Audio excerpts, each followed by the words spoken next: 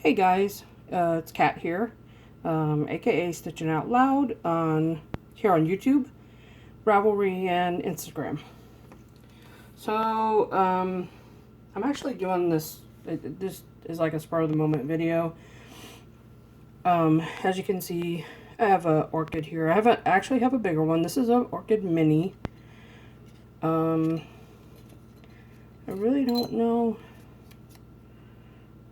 Yeah, it doesn't have a name, but it's one of the common ones that you can get at, any grocery store. I actually picked up this one at Trader Joe's.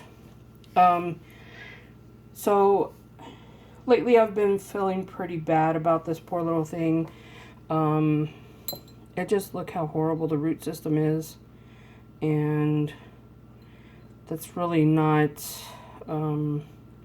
it's just me not keeping a close eye on it or anything, and trying to water it like you normally would.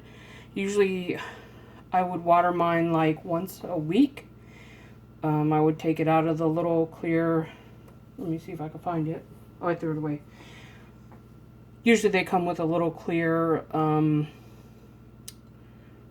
plastic container. It's kind of flimsy, real thin. And I had it in this little guy. Sorry, I'm working with limited space here. We're doing some moving stuff around, so I'm trying to work with just this little piece of countertop here. Anyways, so it was the little plastic, the plant was actually in a little plastic container, kind of flimsy, and this was actually what was around the root system. This is not moss, and it is not bark. It feels kind of rubbery. So I don't know what this is. I actually, like, looking, I didn't realize what it was until after I got it home, and the first time I watered it, I took it out of the little plastic container, and I was like, what the heck is this? But the roots looked good at that time. But yeah, anyways, it did look good at the time, but now it just looks like crap. So, I heard somebody mention something about water culturing orchids, so I started looking it up. I can't give you exact steps here. For me personally, I'm just going to tell you what I'm doing after watching about 2 or 3 videos. And this may not be exactly what one video person may have, mentioned in their show or whatever, but so what I'm going to do is, I already took everything off, and as you can see, this poor little guy, there's right there in the middle, there's a root just barely hanging on. So I'm going to actually, one of the things that they said was to leave some of the root on and let it dry out, and then go from there to see if maybe some of this definitely, this big one right here, that's definitely going to get cut off. That is just mushy and there's nothing to it. So I hope I don't end up killing this, because they say it takes a while for orchids that are grown in a medium to adapt to water culture. I'm going to do semi-water culture, which is letting it sit in a glass jar. Now, I haven't found yet why people use specifically glass jars. I don't know if I can use this enamel glazed ceramic pot as like this storing unit.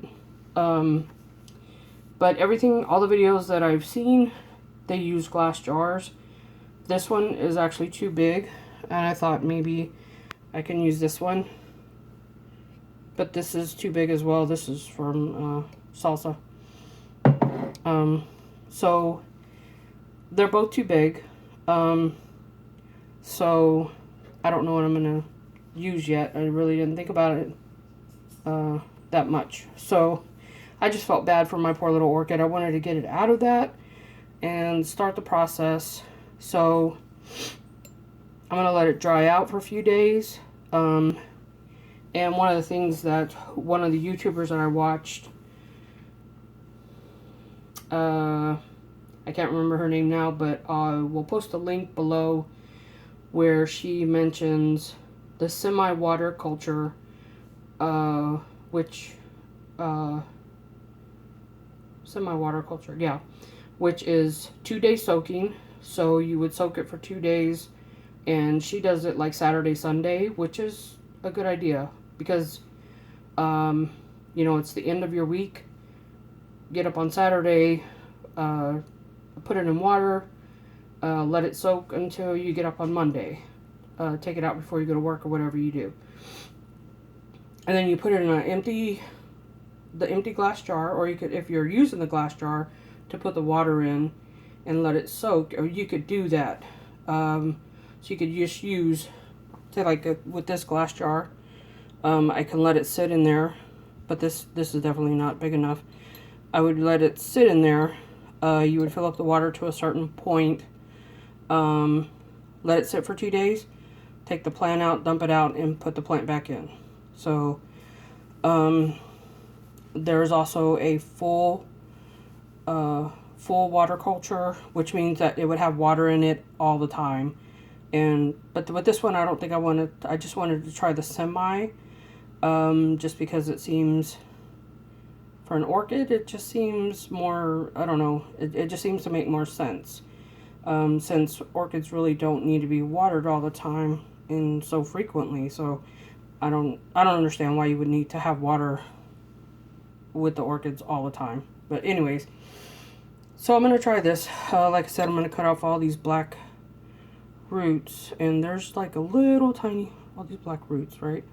There's a little tiny nub right there in the middle of a root coming out. So this gives me a little bit of hope. The rest of this, since it's, and this looks like there's 2 little roots right there that are kind of good. So we'll see what happens. This other stuff is going to get cut off, and hopefully I'll actually get it to start growing. I feel so sorry. It had some really beautiful, it didn't look like the one on the picture. The picture shows pink flowers. This one was actually yellow with pink spots all over it. Oh my god, it was so beautiful. So I want to try and get it growing back. I really do miss it. So I just wanted to share that with you guys. I will check back with you in a couple of weeks to let you know how it's going, and hopefully this little baby will still be alive. Alrighty, thanks a lot, guys. Thanks for watching, and I will talk to y'all later. Bye.